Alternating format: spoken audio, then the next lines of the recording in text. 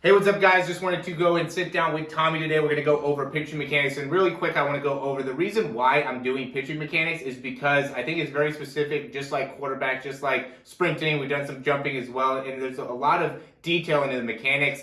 I don't know a lot of it myself. I did a little bit of pitching, but I think Tommy Costello, he worked his way all the way up into getting professional opportunities, as well as being a D1 quarterback at a couple different colleges. So if there's a guy that knows it, a guy that's kind of done a ton of research, it's this guy right here. So we want to give you guys as much information as you can to help you out. And the first thing that we're going to do to get started here is just kind of go into some of the concepts with the throwing and pitching, because when I was talking to him about it, I went and I did some research, and I'm like, we got to come up with a warm up, some drills that you could do. And he's like, it's not that easy to just have 15 or 20 drills. There's something it's different for every pitcher. I'll let you go more into it from there. But yeah, let's hear some of the concepts behind your warm up and what's important for people to understand when they're trying to develop their own warm up. Yeah, so I was just telling Morey, it's not a one size fits all.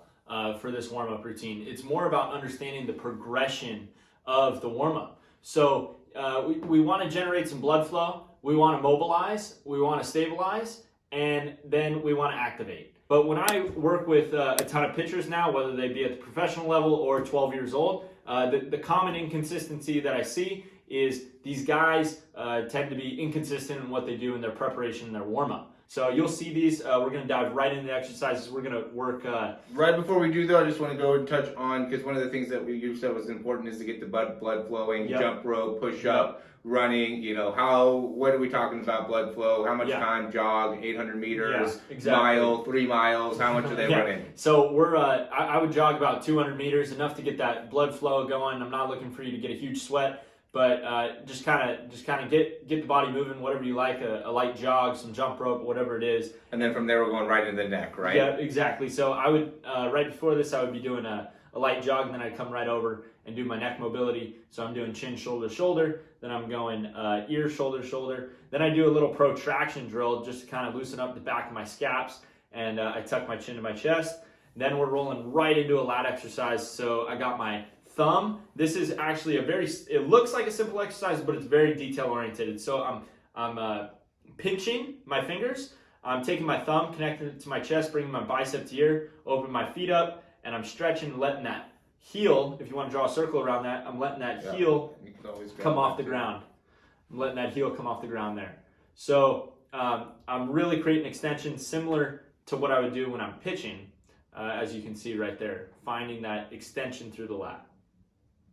So this is one of my favorite exercises. That's a great one. So now I move right into shoulder mobility. And like I said, you can do whatever type of shoulder mobility exercises you like. That was just a little internal, external rotation. How many of these would you do? I would go back and forth about eight each side. Same thing with that lat stretch? The lat stretch, three or so. We don't want to overstretch the lat. Then we're going to mobilize these elbows. A ton of pitchers love doing arm circles. I kind of like loosening up the elbow joint and the capsule right in there. That's forward and back. I do about 10 each there. Now this one is a scalp stretch, and what I'm doing is I'm pushing my palms together and my forearms together for a 5 count. I'm holding there for 5 seconds. Then I throw my arms down. Then I put my pinkies together, pushing those together for 5 seconds. Thumbs together, 5-second count. Okay. Then I'm pulling apart. This is another scap mobility, letting these scaps slide up and around my shoulders. Pulling my hands apart there. Move right into the hip mobility. And did you like that for what, 8 each side, 10 each side? Yeah, just loosen it up. I like, instead of a particular number, I like, hey, that feels good. Let's move on. If I need a little bit more, I need a little bit more. Okay, cool. Now we're going hip circles. Just kind of the same thing with the capsule like in the elbow. We're just trying to mobilize that spot. Then I move right into some hip mobility. So I'm pushing my elbows against my knees, and then I go right into a hip box. I do about back and forth 5 times. Then I go again, I push in with my knees, push out with my forearms, back into a couple of hip cars there. Then I'm going to move into a little dynamic movement. I'm going into plantar flexion there on the bottom foot, raising that heel off the ground, so I'm getting triple extension through that leg. Morey knows a lot about that as a beast sprinting coach. We know all about triple extension. Yep. So now figure 4, love this exercise because we're actually finding some stability on that bottom ankle, and we're getting a huge glute stretch, opening up those hips, piriformis, all that good stuff in there. Next one we're flowing into looks like some ankle mobility. So really simple. You don't need any tools for this. This is all body movement. We're just bringing our knees in a circle around. Then we're going to get back into some active movement, some high knees, perhaps some butt kickers, whatever you like, whatever works for you. Looks like we're about to go into, this is the reverse lunge with a forward kick. Good to stabilize that front side. You see me kind of lose a little bit of balance there. Yeah, I know you're big on that ankle stability too, so I don't know if you want to go more into that and how that's really so pause me right there. So go back a little bit. We're going to go back here. Nice. Boom. Okay, so it's really important that we have this ankle stable to the ground because it's the first movement in the kinetic chain. So I'm not a righty pitcher, but if I were to release out of this hand, we're going to get a cross connection if we're getting deeper into mechanics. But this ankle stability right here is super important in the first movement in the kinetic chain. When that foot strikes, we're going to get energy from the ground back up towards the arm. So if we leak any energy out of here because of a lack of stability, we're actually going to lose a lot of velocity on our fastball, a lot of command on our breaking stuff, and it's just super important that we emphasize this in our warm-up. Yep, going through this exercise here. Times I'll need. How many do you? I'm doing like 4 to 5 on each side there, whatever feels good.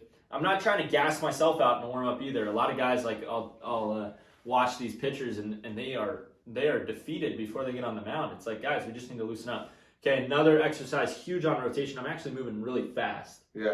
Did you notice that when I was doing this exercise? Yeah, I mean, it was definitely a lot faster than I've ever seen anybody do it. Yeah. With going through and being able to create a lot of rotation there, and I mean, again, it seems like it's a big stabilization exercise as well. I really liked it just because it also adds in that postural perspective as well, where you have that. Whenever your elbows are up to like the same height as your shoulders, it adds in a little bit of more of a posture part of the exercise. Yep, moving on to the next one. This T-spine rotation, keeping our hips stable, walking down. Think of it like a tightrope. With the feet. Yep. And that was forward and backwards. Yep, forward and backwards. I know we're moving fast. We don't want to make it so you guys have to watch a 30-minute video here. We want to make it so you guys can enjoy a nice 10-minute video, but get 40 to 50 minutes worth of exercises here. Exactly. So here we're just flowing through a little control and stabilization there. Big thing is to have some type of slope. Doesn't necessarily have to be a mound, but obviously if you're a pitcher, it's going to probably be a mound, but quarterback or whatever, just some type of a slope that you're working on there. Yep, and then this is just once again activating that ankle. Okay. Forward and back. And there's multiple ways to do it. That's all I'm trying to demonstrate as I go through these exercises. Yep. You go side to side on that too. Yep. Then we're going to go through some stick mobility. This is just over and back exercise. Yeah, we can go into, the stick. I know this is something that you really, talked about, and he brought the stick over, I want to say that was like 2-3 months ago, and was just super excited to show me a couple exercises with the stick. One of them he's going to show you today, but I know you're a big proponent of, having something like this. I know you talked about using a dowel maybe too, but, implementing this into your routine. Yeah, so when I talked about that original progression of, this would be part of what I would consider an activation here. So we're just using the stick to help us activate. That over and back exercise is going to open up our pecs and our shoulders. Great T-spine drill here. Yeah, so this is unbelievable for your T-spine. We're getting into that hip, and then we're rotating that T-spine. It's like your mid-back. Yeah. In case you guys don't know what a T-spine is. Yeah, I know we're just talking about it as if it's like a common word, but the T-spine ends up being, like the mid-back area. Yeah, so if you want to look at this, Morey, when I'm going through here, we want to keep a flat spine through this spot when we're going through this RDL. And straight leg. Yeah, so you're trying to be as much length in those two areas as you possibly can as you're kind of pushing back there with the stick. Yeah, I'm a pretty good model for this. Okay, this is actually my favorite exercise that I get super pumped about because I feel like I created it. Now, someone probably has done it before me, but these sticks are really cool because they have a little bit of bend to them. I'm going through this movement here. I'm getting into that front side, and then I'm pushing into the stick, getting that bend, and then as I rotate that hip, I get more extension. And I teach my pitchers that as you rotate your hip, you're going to find more extension through that front side. Yeah, and it's something that I think you can do, you know, even with a medicine ball as well, just maybe putting like a medicine ball onto a wall and just kind of pushing into it, still working on that rotation. So you don't necessarily have to have the stick. I do think the stick's great to have a lot of different mobility exercises, but it's not something that you need necessarily. Yep, and then it's just another lat stretch. Just trying to give you a ton of different exercises and different ideas here, just offering a bunch of ideas. I don't know what's going to stick with you, but whatever does might help you. And then this is just a hip shoulder disassociation drill where we let that foot travel down, that stick stays on line. If you're a left-handed pitcher, I want it aiming at that left-handed hitter. And then if you're a right-handed pitcher, I want it aiming at the right-handed hitter. So you're looking down the stick like it's a barrel of a shotgun, right down there. All right, so that I think would be the last one there. Yep. So, you know, gave you guys probably about 20, 25 different drills real quick that you could do, you know, and like you said, I think that was a great point where, you know, if you're going through these drills, if you think you need to use it, you know, work on your shoulders a little bit more, then do that, hips, do that, whatever the case may be, stability, do that. Incorporate this, make it so it's your own. This is one video of many that you'll probably watch about, you know, what you could do as a warm-up for pitchers, but I think most importantly, just getting some of the mindset behind it is going to be a critical part in being able to really have success in both adding velocity to your throw as well as a lot of command when actually on the mound. Exactly right. So right there, what Morey's touching on is what we need to focus on is think of it more conceptually rather than analytically of we got to do this after this after this. This formula right here, these are my favorite exercises off of the thousands of exercises I've gone through. So I'm just trimming the fat off of everything I've learned and delivering you my 20 favorite. And in the description below, we're going to have the sequential order of how these exercises are done in my particular warm-up.